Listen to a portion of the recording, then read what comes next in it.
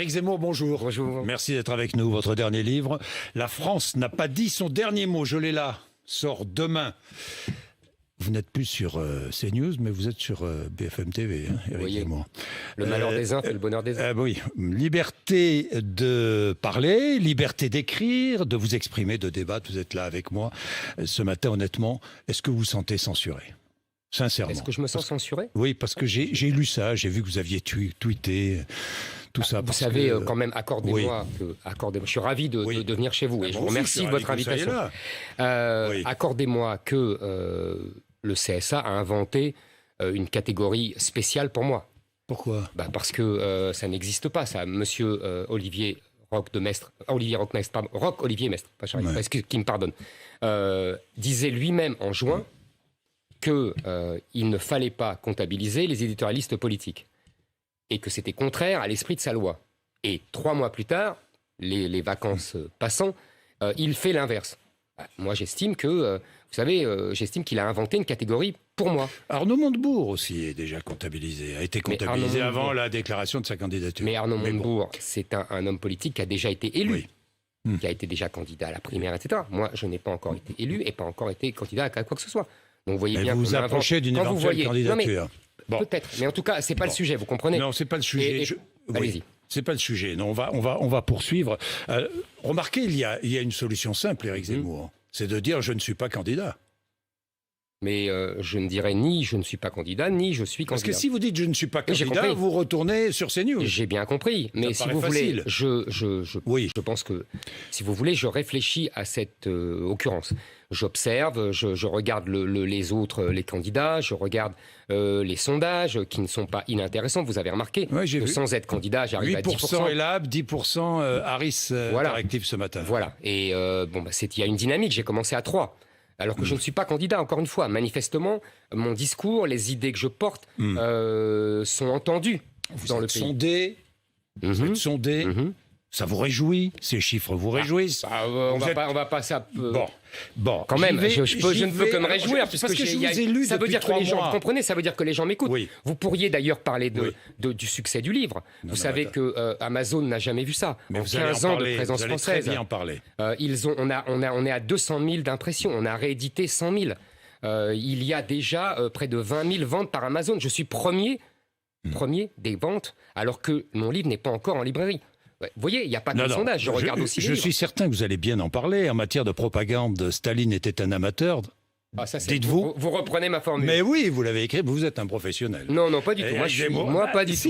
Moi, je vais vous dire, je ne suis pas un professionnel. Vous êtes un vrai professionnel de la propagande. Non, je suis sincère, je ne fais pas de propagande, je défends des idées. Je n'ai pas le pouvoir, Bourdin. Je n'ai pas le pouvoir. Le pouvoir, Zemmour, c'est la le propagande. 27 août. Alors, le 27 août, on va reprendre les faits. Vous êtes journaliste comme moi, et les faits sont indispensables. Le 27 août, vos soutiens, membres de l'association des amis de Zemmour, que vous connaissez bien, évidemment, affirmé avoir recueilli une centaine de promesses de parrainage indispensables pour être candidat à la présidentielle. Des tracts ont été envoyés à des élus. Alors, je ne vais pas lire ces tracts, ils vantent votre candidature. Combien de promesses avez-vous recueillies aujourd'hui ?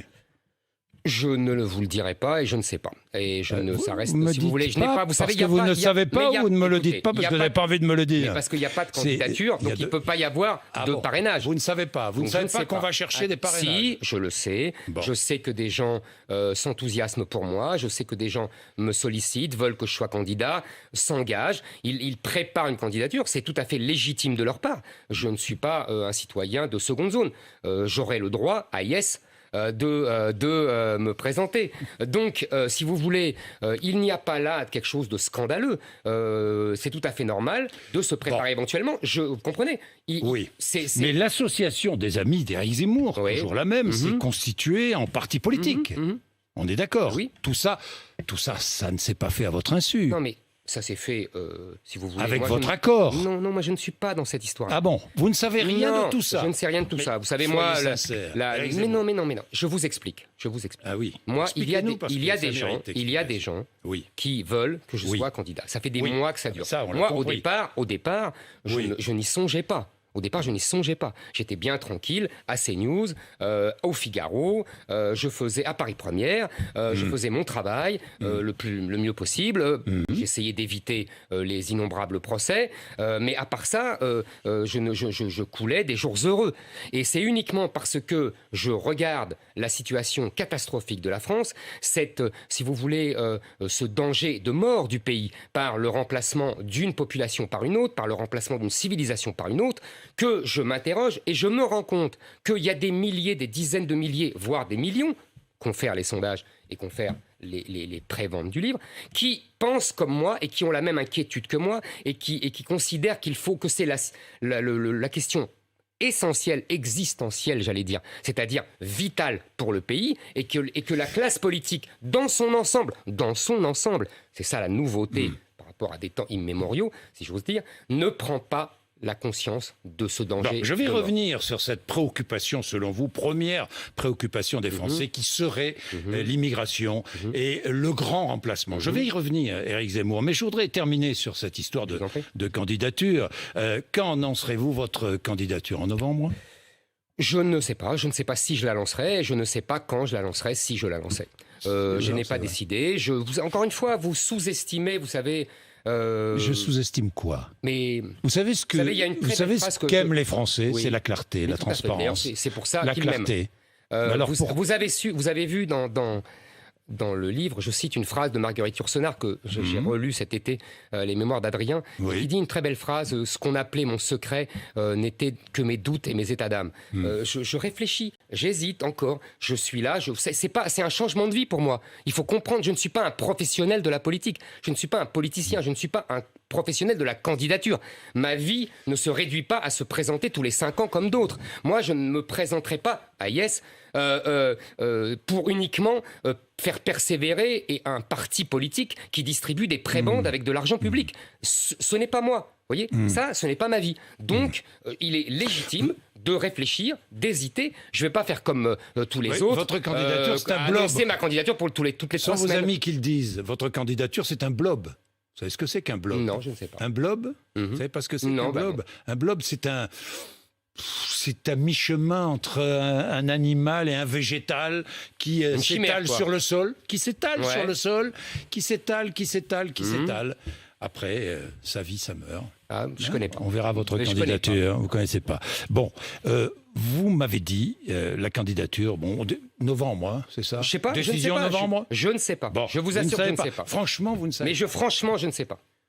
Bon, comment vous croire? Mais vous avez tort. Bon. Il faut toujours me croire. Oui, je dis toujours la vérité, vous savez. Bon.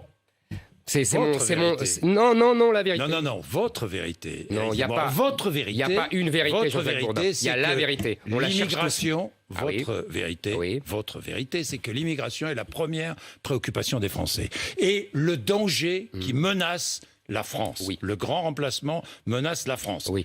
Vous ne pensez pas qu'il y a d'autres préoccupations dans la tête des Français? Il y a... Ça, vous avez raison. Par exemple, le pouvoir d'achat. J'aimerais vous interroger sur ce sujet. Mais vous avez raison. Le pouvoir d'achat. Attendez, Jean-Jacques. Est-ce que vous connaissez... Simplement, j'ai une question.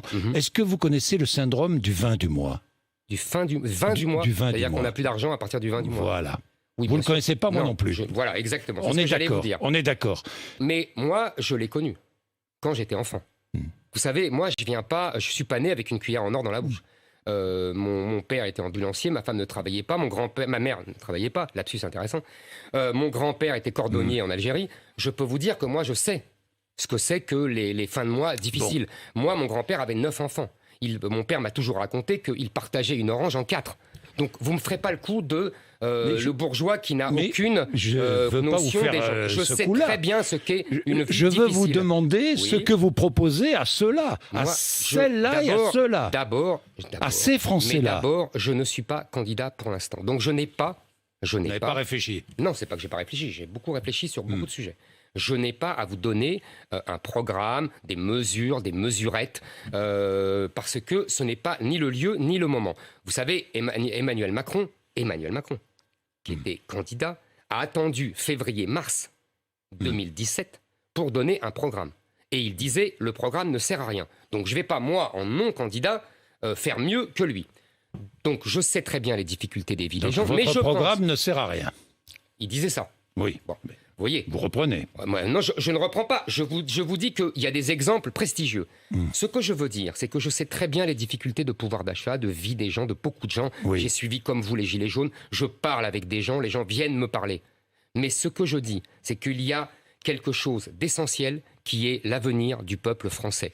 Parce que l'avenir du peuple français, c'est tout simplement la vie ou la mort de la France. Je vais vous donner des exemples très simples. Oui, obsession. Mais vous savez tout ça. Mais oui, obsession. C'est une obsession. Mais oui, mais vous savez tout ça. Attendez.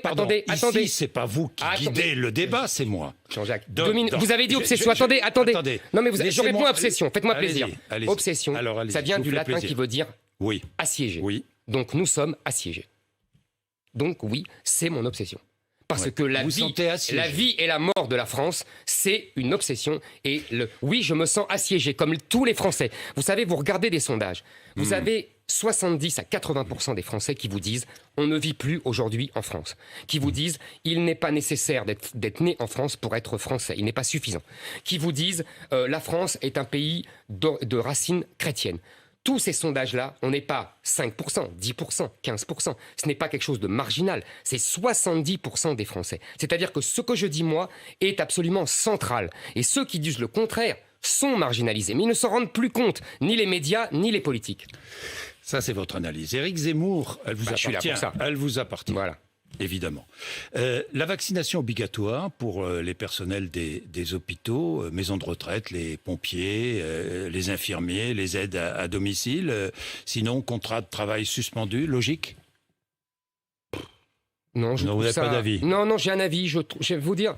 Oui. Vous savez, on n'est pas obligé d'avoir un avis tranché sur tout. Non. Bon. Deuxièmement, pourtant, vous avez des avis tranchés. Non, j'ai une. Oui, bien sûr. Oui. Attendez. Oui. J'ai une réflexion. La nuance. Non, j'ai une réflexion. J'ai beaucoup. Ne croyez pas. Je connais la nuance. J'ai une réflexion historique. Allez-y. Parce que je raisonne en fonction de l'histoire et du réel. Les politiques aujourd'hui, depuis 30 ans, raisonnent en fonction des communicants et des médias. Moi, je raisonne en fonction de l'histoire et du réel. C'est pour ça que, oui, j'ai des convictions sérieuses sur le sujet qu'on a abordé tout à l'heure. Maintenant, vous me dites, la vaccination obligatoire. Oui. Je vous dis, ça me gêne. D'abord, vous savez que c'est contraire à tout ce qu'on a dit, à la loi, aux conventions internationales. On ne peut pas me dire d'un côté, oui, je vous assure, la vaccination obligatoire, c'est interdit par toutes les conventions qu'on a signées. Alors, moi, je veux bien remettre en cause des conventions internationales, ça ne me gêne pas. Je le dirais pour l'immigration. Mais il faut le dire. Il faut être honnête. Là, on fait quelque chose de sournois depuis le début. Je peux comprendre les injonctions contradictoires qui animent le gouvernement depuis le début. Cette situation n'est pas simple. La gestion n'est pas simple. Mais franchement, depuis le début, le gouvernement s'est planté tout le temps, avec changeant d'avis tout le temps. Souvenez-vous de Sibeth Ndiaye nous disant les masques, je ne sais pas les mettre. On n'a pas besoin de masques parce qu'on n'en avait pas. Tant d'autres se sont trompés et ont changé d'avis. Mais je suis d'accord avec vous.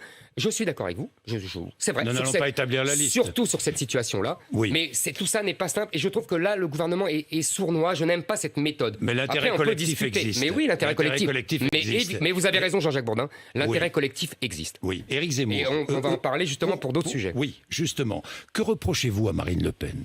Qu'est-ce qui vous gêne chez elle? Qu'est-ce qui vous gêne? Mais vous savez, j'ai rien contre Marine Le Pen. Je l'aime bien.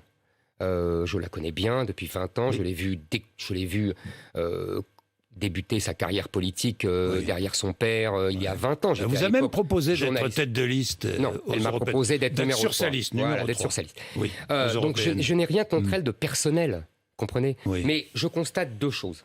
La première, c'est que la classe politique lui a laissé, comme un privilège extraordinaire, le monopole de la lutte contre l'immigration. Et je pense que malheureusement, qui est pour moi donc le sujet essentiel, malheureusement... Le seul.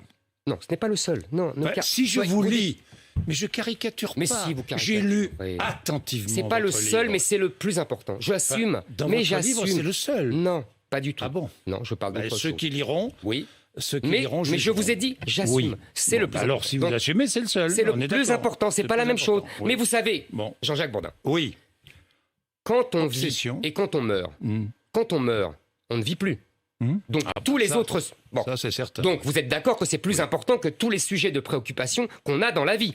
Puisque c'est la vie elle-même qui est plus importante. C'est tout ce que je dis. Et là, nous sommes effectivement dans une question de vie ou de mort. En train de mourir. Donc terminez avec Marine Le Pen. Donc Marine Le Pen, je disais, premier problème, tout le monde sait et autour d'elle aussi, même s'il ne l'avoue pas, et elle-même, je pense, le sait, qu'elle ne peut pas gagner. Elle ne peut pas gagner.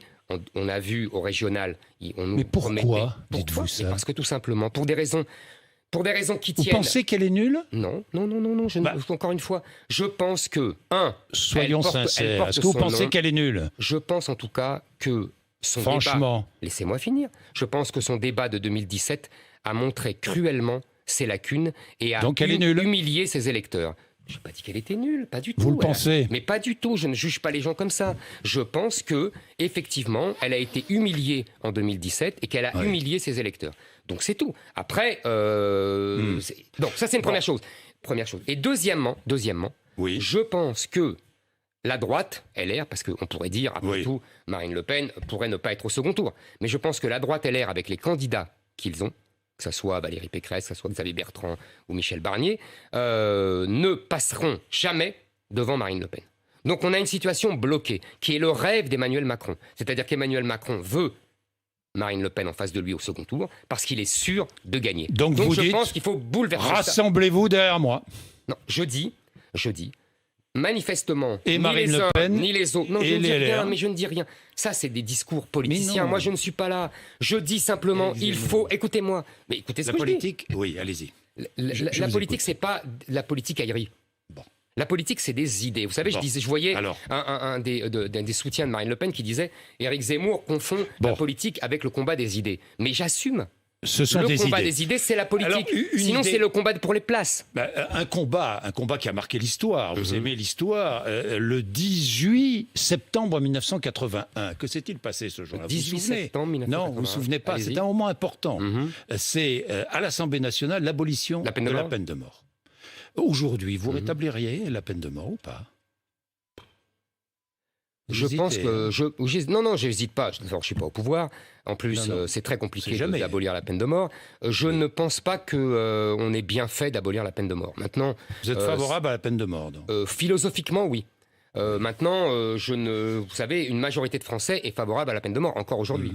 On l'a abolie, alors qu'une énorme majorité des Français était pour la peine de mort.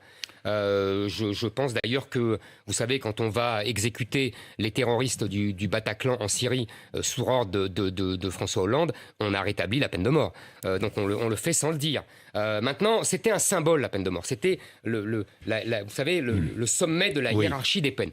Mais... Si vous voulez, c'est pas d'après moi quelque chose qu'on va faire tout de suite. Il y a d'autres priorités. Bon, la priorité, on la connaît. Chez vous, c'est la lutte contre le grand remplacement. La France est une citadelle assiégée par l'islam, en pleine décadence, en danger de mort, une nation destituée, en voie d'effondrement. Je suis épuisé. Bah oui. Quand je vous lis, je suis épuisé. Les Français seraient, à vos yeux, endormis et soumis. Et il y a deux choses que j'aimerais que vous m'expliquiez. Vous avez dit, on refera la France avec des Français qui veulent rester Français. Là, je ne comprends pas. Je vais vous expliquer. Et puis, il faut que la France refasse des Français. Alors, que voulez-vous dire? Oui, c'est la même chose, mais que voulez-vous dire? Alors, d'abord, quelques chiffres pour vous donner l'ampleur du phénomène. Nous avons... Les chiffres seront vérifiés, hein, Éric. Ne vous inquiétez pas, je les connais bien. Ils sont officiels. On a, par an, depuis des années, je vous donne le chiffre de 2019, parce que 2020, ça ne veut rien dire avec le Covid, etc. Ouais. En 2019, on avait 275 000 entrées légales. Je dis bien légales. C'est-à-dire regroupement familial au sens large, étudiants, travail, très très peu. 14% du travail de ces 275 viennent pour travailler. Droit d'asile, pas de droit d'asile d'ailleurs, droit humanitaire, etc. Nous avions, ça c'est 275 000 légales. Nous avons en plus 130 000 demandes d'asile, dont à peu près 36 000 sont acceptées, et donc à peu près 90 000 sont déboutés, mais les déboutés ne partent jamais. Il y a 10 à 15% de déboutés renvoyés. Donc, vous voyez, ça vous fait encore une masse de plus de 120 000. Et on a un stock, si j'ose dire, de mineurs isolés, entre 40 et 50 000.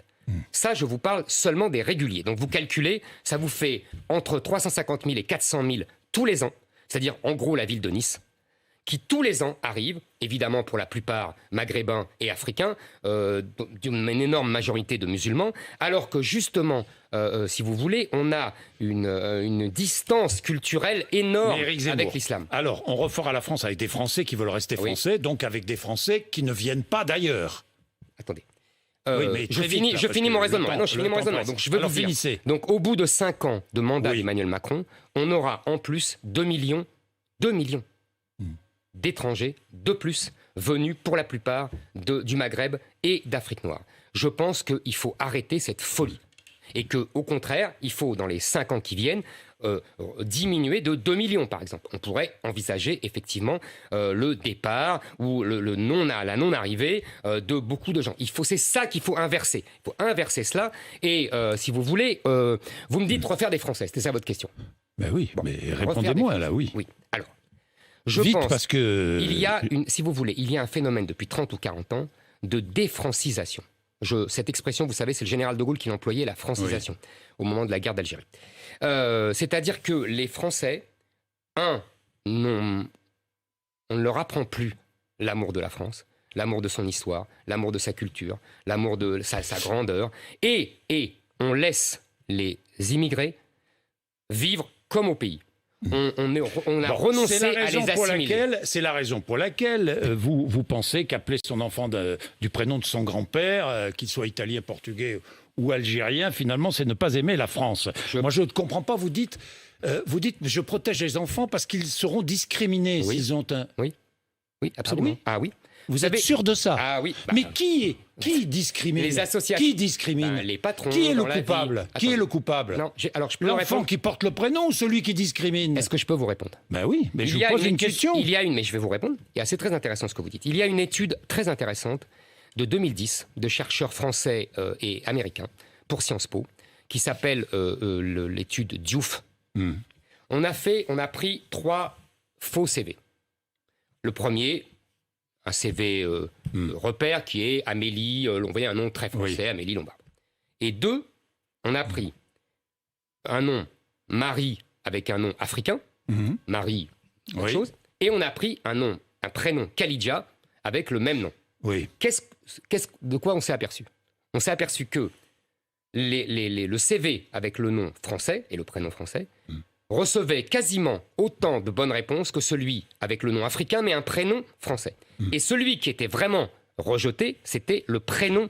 Mais ça, c'est le constat. Pourquoi? Oui, c'est un constat. Pourquoi? Je vais vous dire, ils ont raison.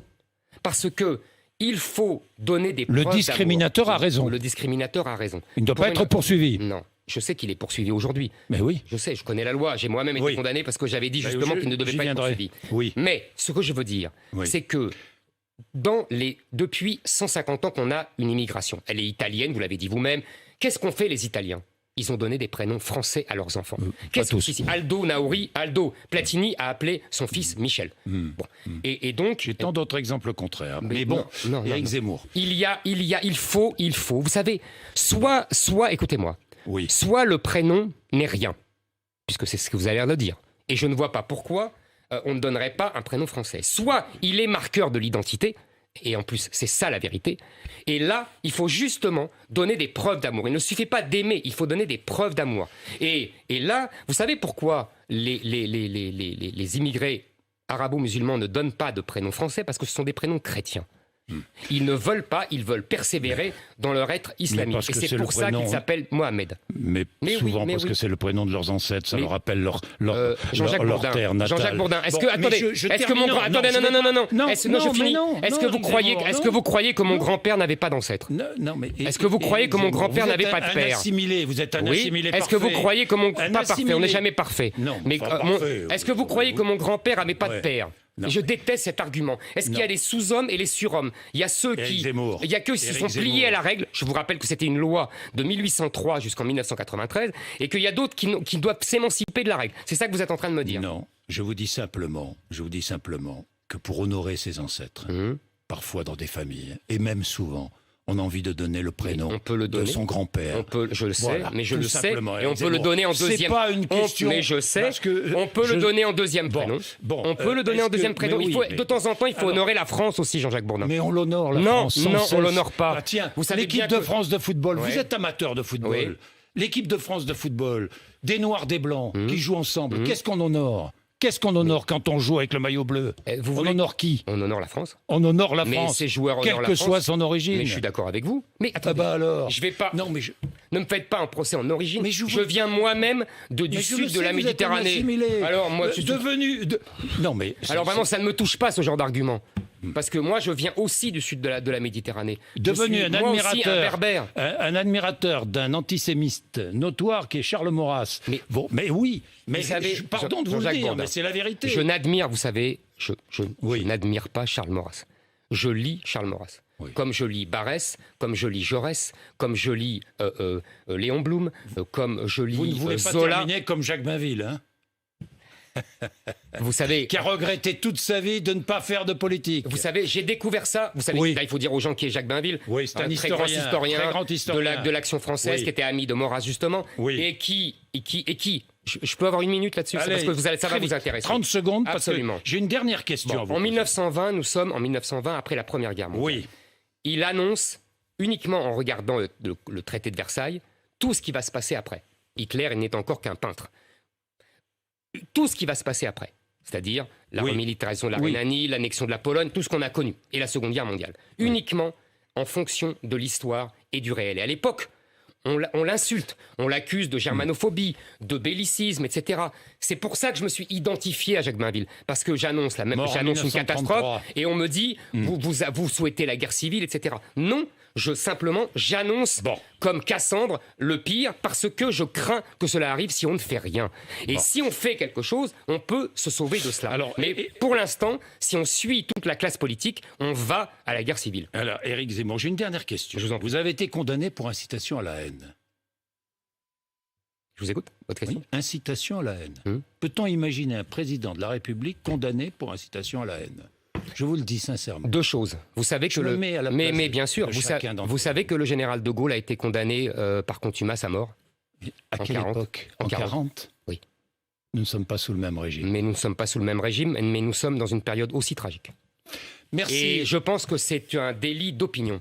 On veut me condamner uniquement parce que je dis des vérités. Vous êtes une victime. Oui, je suis une victime, en l'occurrence, de lois liberticides qu'il faudra abroger. Dans tous les cas, la victime a pu s'exprimer ici. Et 8h57, merci Éric Zemmour sur RMC et BFM TV.